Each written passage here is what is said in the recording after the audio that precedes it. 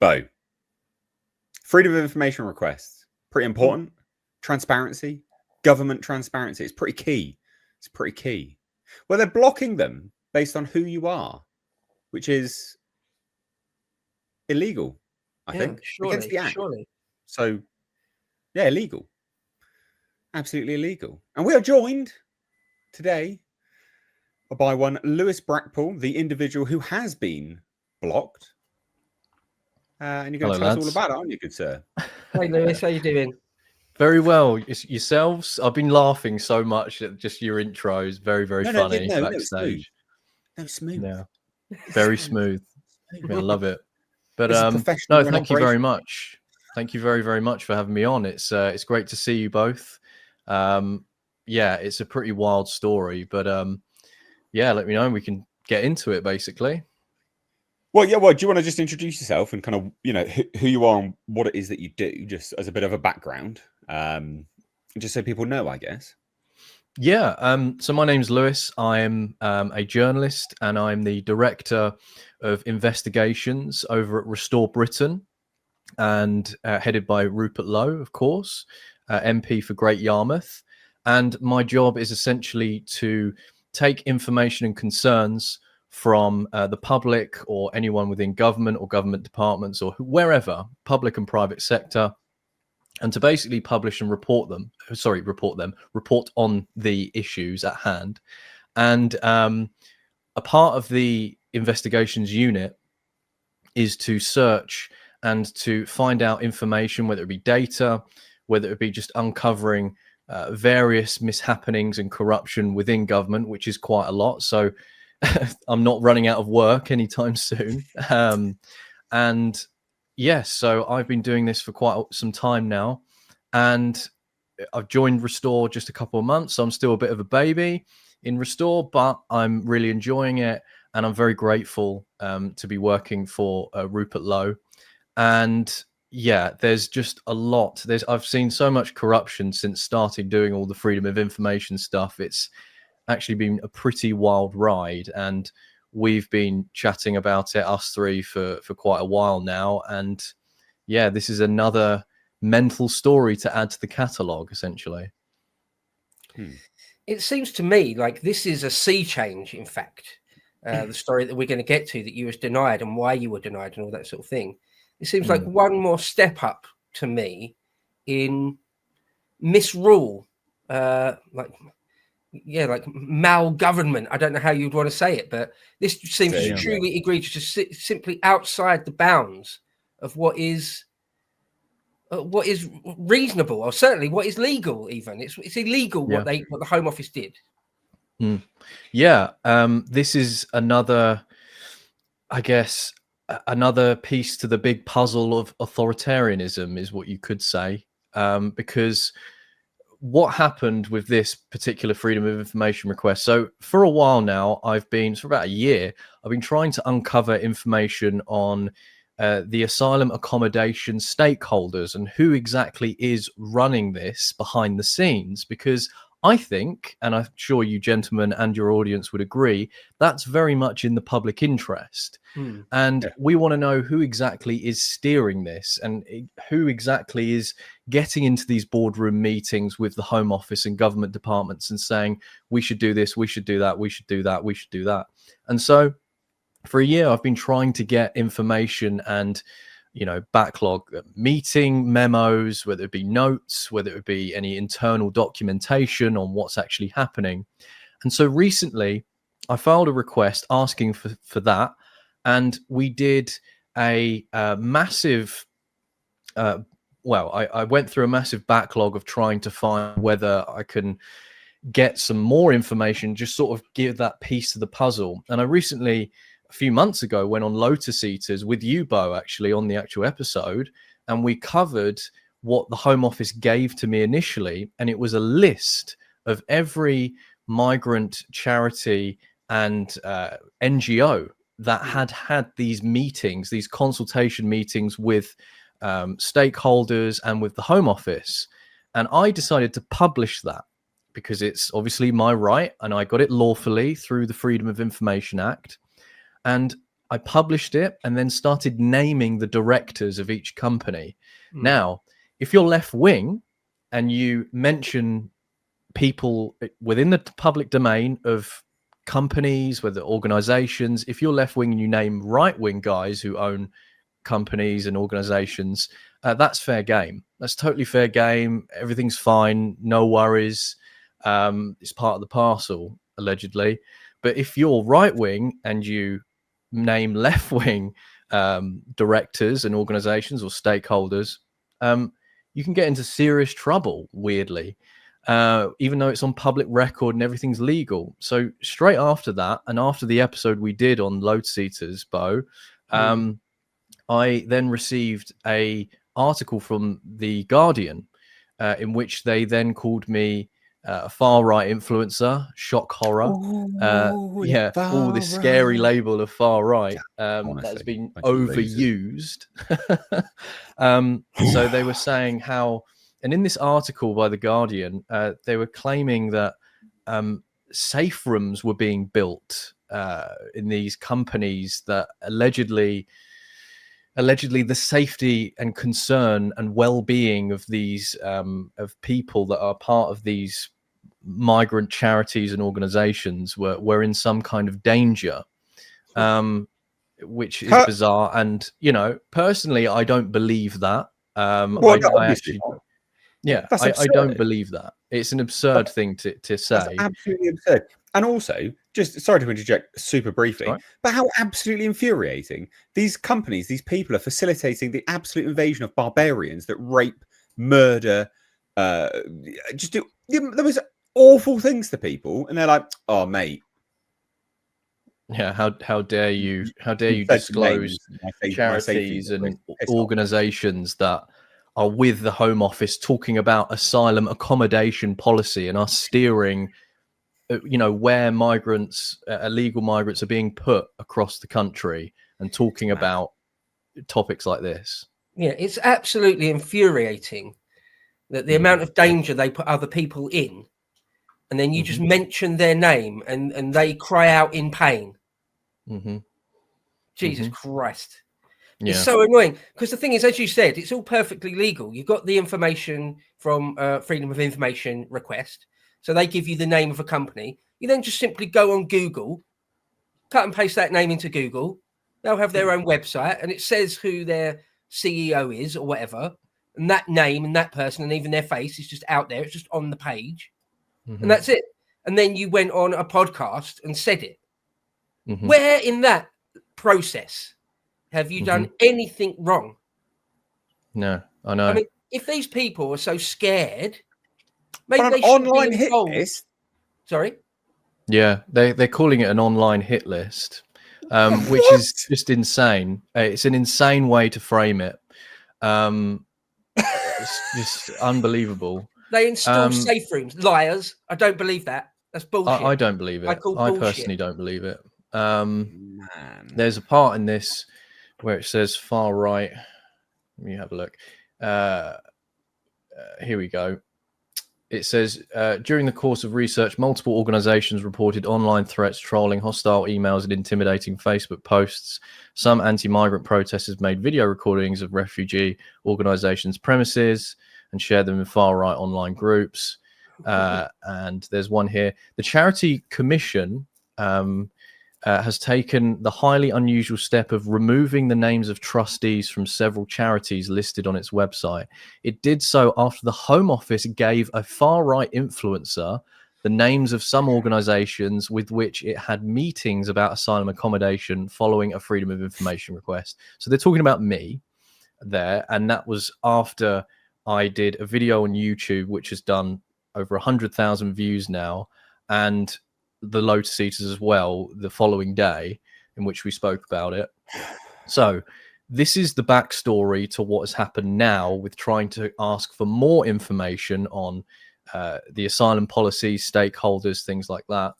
And I filed more requests to the Home Office, and the Home Office has now refused to release any records about which NGOs, charities, are influencing the asylum accommodation policy, as my post says, because my social media activity supposedly poses a safety risk and could trigger public backlash. And you can see on the last screenshot, it says the reason being that they are not giving me the information. It says there are also safety concerns for Home Office staff, service providers, and NGO representatives.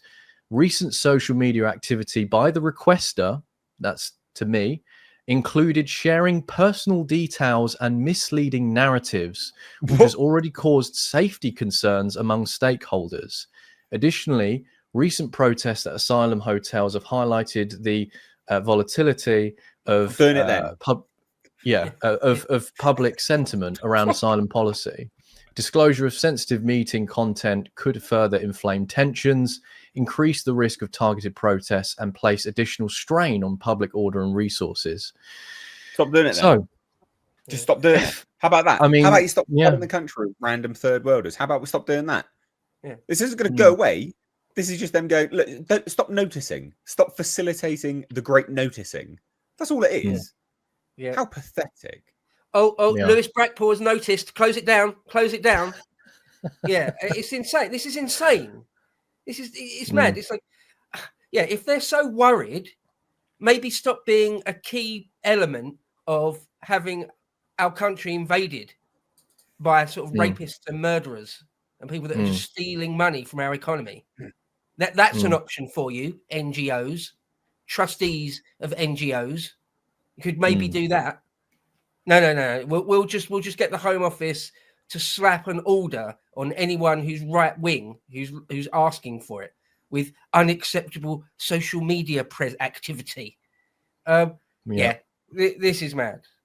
So my job, essentially, and my role in this whole thing, is just to get information and to give it out to the public and for them to see what is going on, highlighting the issue and saying this is what is going on, because they have the information, but in order to draw it out, you have to ask for it, which is mad.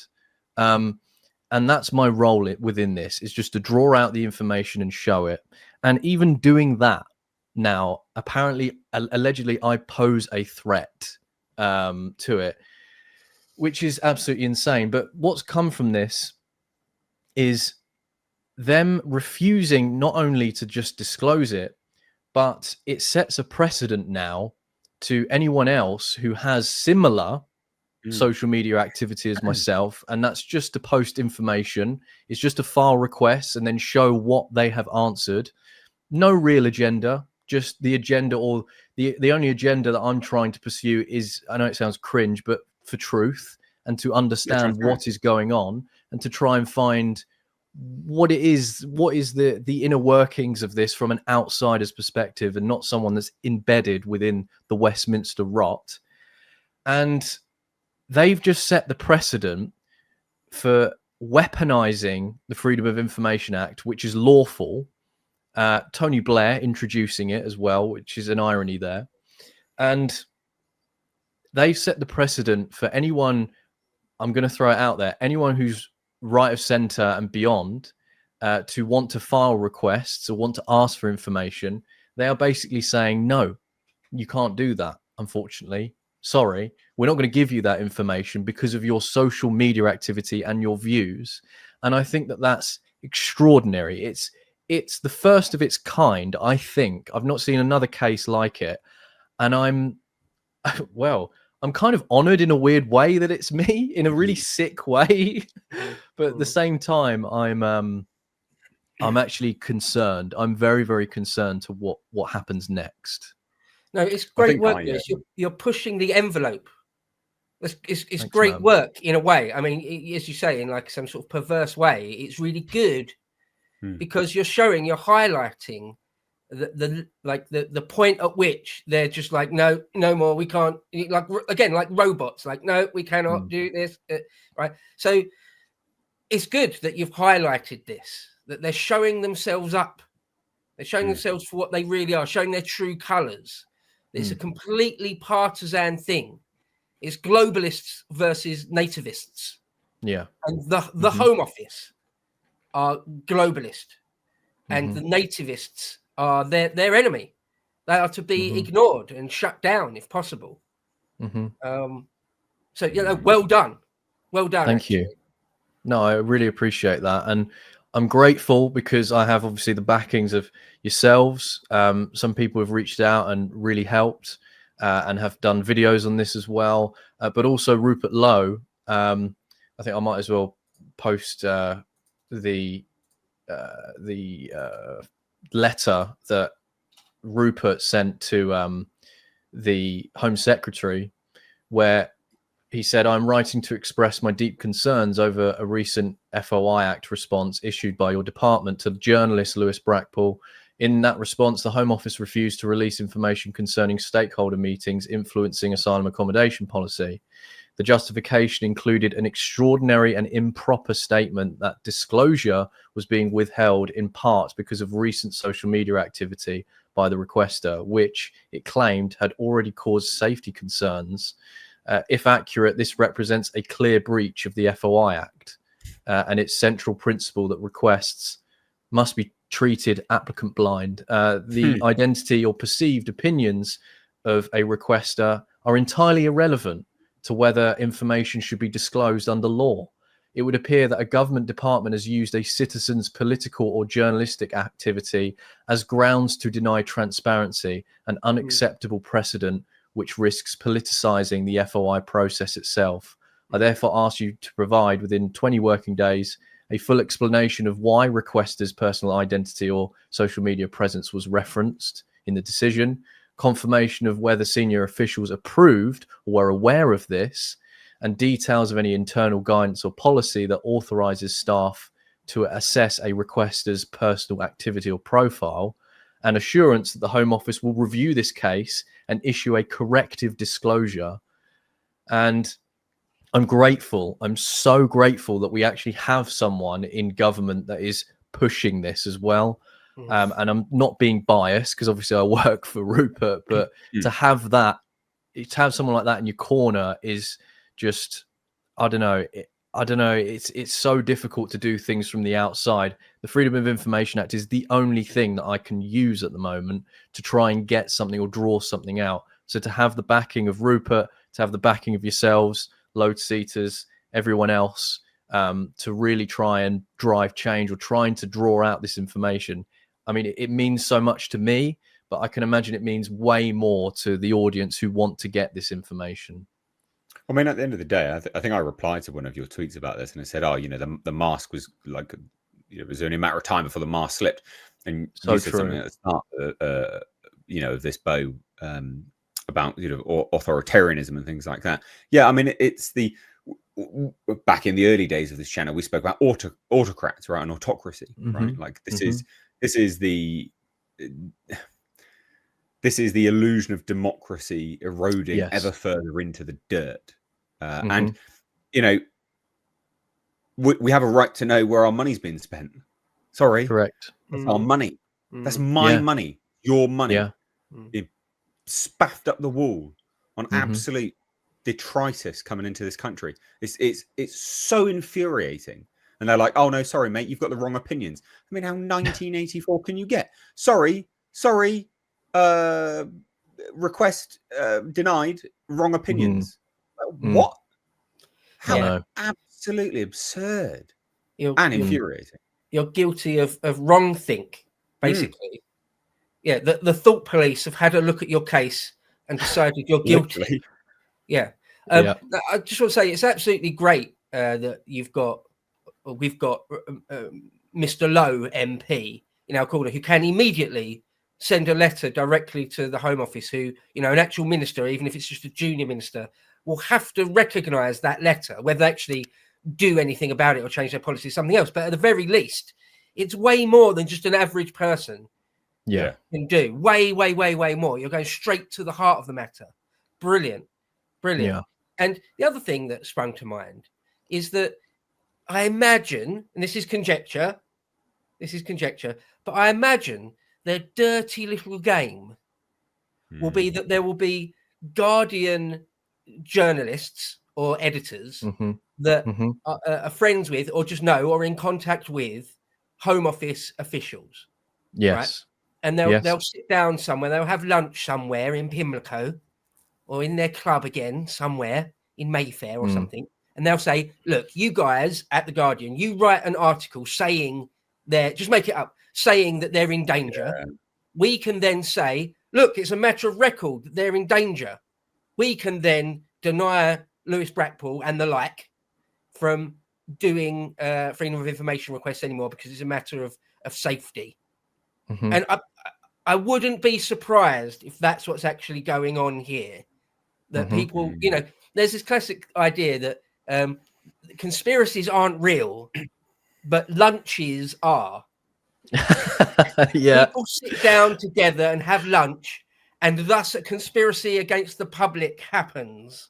Yeah, and 18-hole golf sessions are definitely real. It's basically 90% of diplomacy, as we've spoken about. Over golf, it'll be something like that, and it's really straightforward. It's easily done, very, very easily done. No notes, no memos. Yeah, no notes, no memos. You can just sit down and just say whatever over a coffee or over whatever over lunch, and then just get something so egregious pushed through. Yeah. So Lewis, what's going to happen from here then? What's the next steps? So good question. So I've sent out an internal review. So what happens with that is once you have something back that you're not happy with through the Information Act, you send it back again and you say you need to check it, but it's not the same person who initiated that response. It's going to be passed to another caseworker to check. Now, obviously, I don't trust that because it's still the same department, obviously. But someone has to then check it. It's a long process, unfortunately. They have to check it, see if they've applied the correct FOI thing, which they haven't, clearly. It's all bollocks. And so they will check it, double check it again, and then see whether there is a case for it to be disclosed, like I've outlined in my email and in my request and in my internal review. I've also done, I'm doing a subject access request. I've been fighting with the DPO, or the officer for the information on that side of things. And I essentially, it's quite egregious that I have to do this, but it makes sense in a weird way. Subject access request basically is different from an FOI, but I'm basically asking a government department, do you hold information on me? And the way to find that out, I have to ask for if they have any information on me, and then I have to send a copy of my passport. I have to send like a utilities bill. I have to send something with my address on. I have to basically dox myself, although they've already got the information probably anyway. But in order to make sure that it's me on the other end of the line, basically asking for the information, which is, it feels horrible sending that sort of stuff to a government department saying, can you check to see if you've got any info on me? It's really, it feels horrible, but you have to do it. Sorry, Liz, the irony of that. It's like, well, we do now. Right? Yeah, it reminds me in The Usual Suspects when the cop's like going, do you know who I am? Do you know who I am? And they rip his badge off. Like, we do now, jerk off. Yeah, like, but the irony of that. Although I'd be interested to know what they've got on. I think we all do. Everyone in our sphere. Well, this is it. This is the weird thing about it, because I hate doing it, but I'm so curious to know what is being passed around in internal emails and what they're talking about, and on memos, and if there's certain names coming up. And I have to do it because they've specifically said in an email now, the requester. So there must have been a memo being sent around saying, look at this guy's thing. Very underhand. And so it's a bit egregious having to send all your details over to them, but needs must. This is part of the game, unfortunately. So sending that off, finding that out, and then just waiting for escalation of the FOI. Okay. Yeah, people have said other things, like, the law side of stuff, if you get what I'm saying. I don't want to outright say it, obviously. But at the moment, I need to pursue these avenues first and make sure that, we need to gather as much info as possible, essentially. We need to make sure that we can, I can get a disclosure at the very least. and keep people up to date with that. But also see if there's anything else being said behind closed doors, and that's the plan. So there's a lot of waiting around, unfortunately. But once I do get a response, and I think the person that's going to get the response first, more likely, is going to be Rupert than me. So I think I will be given a heads up once it does come back, and we shall see. But I personally, not to sound alarming, I think this is a massive scandal. I think this is huge. Being denied information lawfully because of your social media activity. I mean, we talk about non-crime hate incidences. We talk about being arrested for tweets. Now they're stopping information, lawful information that you have a right to know and the public has a right to know. But because of my social media, and I don't post that much on it. Well, I do, but like I don't post anything egregious. I just post information.